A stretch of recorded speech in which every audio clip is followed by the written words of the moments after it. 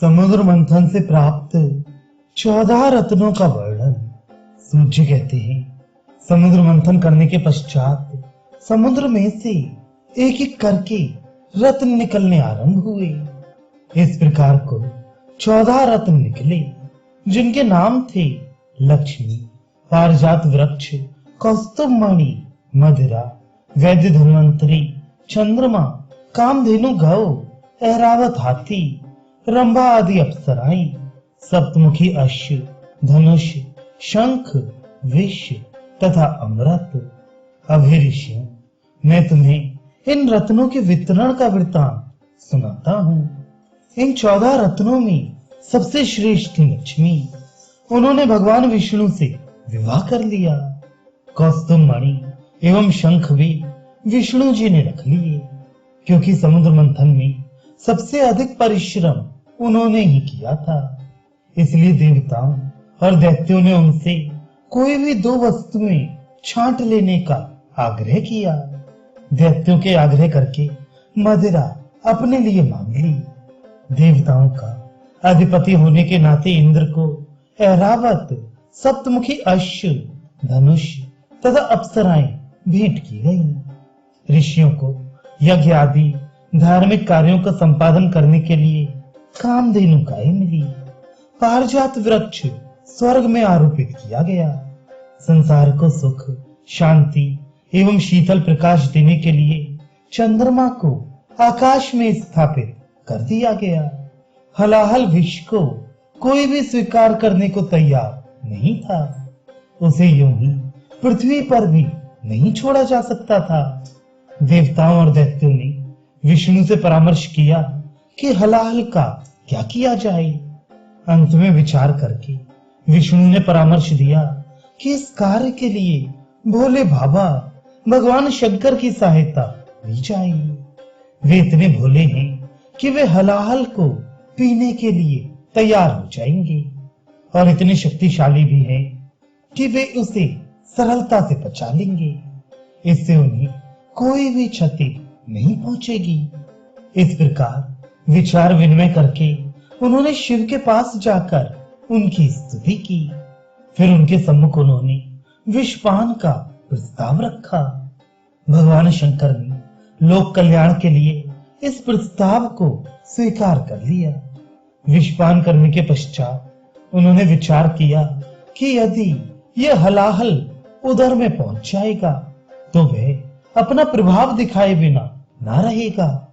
अतएव उन्होंने अपने योग बल से हलाहल को अपने कंठ में ही रोक लिया, नीचे नहीं उतरने दिया। फिर भी हलाहल ने अपना प्रभाव दिखाया, जिससे उनका संपूर्ण कंठ नीला पड़ गया। उसी दिन से भगवान शंकर नीलकंठ कहलाने लगे। वैद्य धन्वंतरी को देवताओं का वैद्य बना दिया गया, और वे स्वर्ग में जाकर देवताओं के साथ निवास करने लगे। दैत्यों को इन 14 रत्नों में से 12 में कोई रुचि नहीं थी। उन्होंने केवल अमृत प्राप्त करने के लिए समुद्र मंथन किया था। अमृत से पूर्व उन्हें मदिरा अनायास प्राप्त हो गई, जिसे उन्होंने अपने लिए अत्यंत आकर्षक पेय मानकर आग्रह पूर्वक ले लिया था। जब तक शेष रत्नों का बंटवारा हो रहा था, वे मदिरा पीकर सुध बुध खो चुके थे। जब सागर में से धन्वंतरी अमृत कलश लेकर बाहर निकले तो उन्हें कुछ चेतना आई, और वे उस घट को उनके हाथ से छीनने के लिए लपके। उधर से देवतागण भी उसे पाने को झपटे। जब वे लोग इस प्रकार छीना झपटी कर रहे थे तो भगवान विष्णु, जो लक्ष्मी के साथ मणि एवं शंख को लेकर अंतर ध्यान हो गए थे, मोहिनी का रूप धारण करके वहां आई। मोहिनी रूपधारी विष्णु को देवताओं ने तो उनके संकेत से पहचान लिया, परंतु दैत्य उन्हें पहचान न सके। दैत्यों को मुग्ध करने के लिए मोहिनी ने अनेक प्रकार के हाव भाव तथा कटाक्ष किए, जिससे दैत्य उसके मोहपाश में फंस गए। वे मोहिनी के आगे पीछे घूमने लगे। वह भी उन्हें अधिकाधिक आकर्षित करने लगे। विष्णु का संकेत पाकर एक देवता ने दैत्यों के नेता से कहा, हम लोग जो आपस में अमृत के लिए विवाद कर रहे हैं, उसका बंटवारा इसी से क्यों ना करा लें।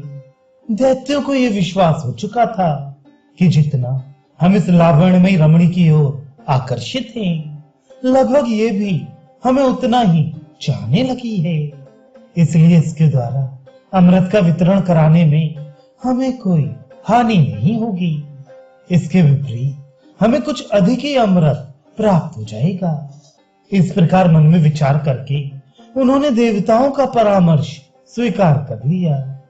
दैत्यराज ने आगे बढ़कर मोहिनी से कहा, हे सुमुखी, हमें ये अमृत का कलश प्राप्त हुआ है, परंतु हम लोग ये निर्णय नहीं कर पा रहे कि हम परस्पर इसका बंटवारा कैसे करें। अतएव हम चाहते हैं कि ये कार्य तुम करो। इसमें ना इन देवताओं को आपत्ति होगी और ना हम लोगों अर्थात दैत्यों को। दैत्यों की बात सुनकर मोहिनी ने कटाक्ष करते हुए कहा, तुम लोग मेरे सम्मुख ये प्रस्ताव क्यों रख रहे हो? शास्त्रों में कहा है कि किसी अनजान व्यक्ति पर, विशेषतः अपरिचित स्त्री पर विश्वास नहीं करना चाहिए। इसलिए अच्छा हो कि ये कार्य तुम लोग स्वयं ही कर लो। इसके अतिरिक्त यदि तुम्हें मुझ पर विश्वास हो भी, तो भी यह आवश्यक नहीं कि देवता लोग मेरे बंटवारे को उचित ही समझें। ये सुनकर दैत्य ने कहा, नहीं, देवताओं में भी इससे कोई आपत्ति नहीं होगी। उनकी ओर से भी हम तुम्हें आश्वासन देते हैं। देवताओं ने भी उनकी बात का समर्थन कर दिया। मोहिनी ने दैत्यों के मन में और भी अधिक विश्वास जमाने की दृष्टि से कहा, मेरे विचार से तुम लोग मुझे इस झंझट में ना डालो तो ही अच्छा है। बंटवारे का काम ऐसा है जिसमें किसी भी व्यक्ति को कभी भी संदेह उत्पन्न हो सकता है। यदि भूल से किसी को एक बूंद भी अमृत की अधिक चली जाएगी, तो वही मुझ पर तथा मेरी नीयत पर संदेह करने लगेगा। नहीं नहीं, मैं इस झंझट में नहीं पड़ती, मैं तो चलती हूँ। ऐसा कहकर मोहिनी ने एक मोहक कटाक्ष दैत्यों की ओर किया तथा वहां से चलने को प्रस्तुत हो गई। मोहिनी की इस भाव भंगिमा से दैत्य लोग उस पर पूर्णतया अनुरक्त हो गए। वे उसे विश्वास दिलाने लगे, चाहे कुछ भी हो, हम तुम्हारे ऊपर संदेह नहीं करेंगे। जब भगवान विष्णु ने देखा कि दैत्य पूर्णतया उनके वशीभूत हो गए हैं, तो वे बड़ी अन्यमनस्कता से बोले, अच्छा, यदि तुम नहीं मानते तो मैं तैयार हूं, परंतु पीछे मुझे कोई किसी प्रकार का दोष मत देना। देवताओं, तुम भी सुन लो, फिर ये मत कहना कि मैं दैत्यों के साथ पक्षपात कर रही हूँ। जिनके कहने से मैं ये कार्य कर रही हूँ। मोहिनी के ये शब्द सुनकर देवता बोले, जब दैत्यों ने तुम्हें नियुक्त कर दिया है तो हमें भी कोई आपत्ति नहीं है। तुम अमृत बांटने का कार्य आरंभ करो। मोहिनी ने कहा, अच्छी बात है। देवता और दैत्य अलग अलग पंक्ति बनाकर बैठ जाएं। पहले मैं देवताओं को अमृत बांटूंगी, ताकि वे लोग ये ना कह सकें कि मैंने दैत्यों के साथ पक्षपात किया है। क्यों दैत्यराज, ठीक है ना? वे अब क्या कह सकते थे? यद्यपि मोहिनी द्वारा देवों को पहले अमृत दिया जाना उन्हें अच्छा नहीं लगा। वे मौन रहे क्योंकि वे वचनबद्ध हो चुके थे। अतः मोहिनी ने सबसे पहले देवताओं को अमृत पान कराना आरंभ किया। अन्य दैत्य तो मौन रहकर यह वितरण देखते रहे, परंतु सिंहिका के पुत्र राहु को मोहिनी पर संदेह हो गया। उसे प्रतीत हुआ कि यह स्त्री कोई मायावनी है। संभव है कि ये सारा अमृत देवताओं को पिला दे। अतः वे दैत्यों की पंक्ति में से चुपचाप उठकर देवताओं की पंक्ति के अंत में सूर्य और चंद्र के मध्य में जाकर बैठ गया। जब मोहिनी अमृत पान कराती हुई राहु तक पहुंची और उसको जो ही अमृत पान कराया, त्यों ही सूर्य तथा चंद्र ने एक साथ कहा, यह दैत्य है, बेईमानी से हमारी पंक्ति में आकर यहाँ बैठ गया है। विष्णु उसे अमृत पिला चुके थे, परंतु अभी वह गले से नहीं उतरा था। सूर्य चंद्र की बात सुनते ही वे अपने असली रूप में आ गए और उन्होंने सुदर्शन चक्र से उसका मस्तक काट डाला। अमृत गले तक पहुंच चुका था, अतः सिर अमर हो गया, किंतु धड़ मृत होकर पृथ्वी पर लौट गया। उसने देवताओं की पंक्ति में बैठकर अमृत पिया था, अतः उसे देवताओं में स्थान दिया गया। वे सूर्य चंद्र ग्रहों के बीच में बैठा था, इसलिए उसे भी ग्रह मान लिया गया। अब तक अमृत सब देवताओं में बढ़ जाने से कलश खाली हो चुका था। अपना कार्य समाप्त कर भगवान विष्णु अंतर ध्यान हो अपने लोक को चले गए। भगवान के अंतर ध्यान हो जाने पर दैत्यों को पता चला कि उन्होंने मोहिनी का रूप धारण कर उनके साथ छल किया था तथा संपूर्ण अमृत देवताओं को पिला दिया। इससे उन्हें अत्यधिक क्रोध आया, परंतु तब तक भगवान विष्णु वहां से जा चुके थे, अतः उन्होंने अपना क्रोध देवताओं पर उतारा तथा उनको मारने के लिए दौड़े। अमृत पान करके देवगण अब पहले की अपेक्षा अधिक शक्तिशाली हो गए थे। बहुत दिन तक युद्ध चलता रहा।